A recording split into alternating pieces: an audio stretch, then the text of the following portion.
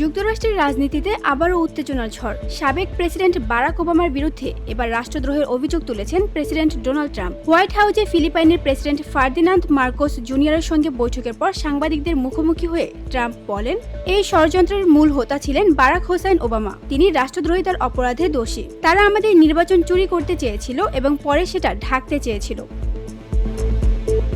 ট্রাম্পের অভিযোগ, 2016 সালের মার্কিন প্রেসিডেন্ট নির্বাচনে রাশিয়ার হস্তক্ষেপ নিয়ে সাধারণ মানুষকে বিভ্রান্ত করেছে ওবামা প্রশাসন। এমনকি গোয়েন্দা সংস্থার তথ্যকেও রাজনৈতিক হাতিয়ার হিসেবে ব্যবহার করা হয়েছে বলেও দাবি করেন তিনি।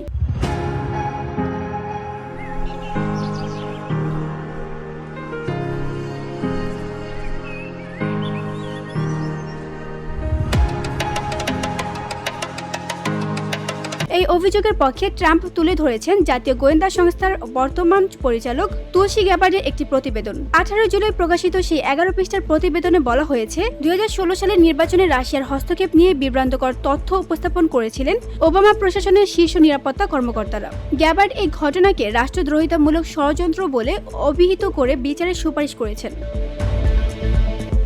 তবে এই অভিযোগের তীব্র প্রতিবাদ জানিয়েছেন ওবামা দপ্তর। তাদের বিবৃতিতে বলা হয়েছে, এই অভিযোগ সম্পূর্ণ অযৌক্তিক ও বিভ্রান্তিকর। প্রেসিডেন্টের মর্যাদার প্রতি শ্রদ্ধা রেখে আমরা সাধারণ জবাব দেই না। তবে এই দাবি এতটাই অসঙ্গত যে জনগণকে তা জানানো জরুরি।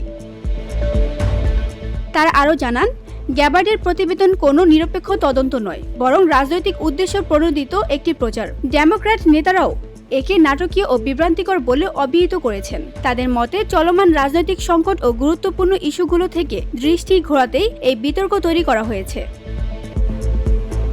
VOD Bangla news desk.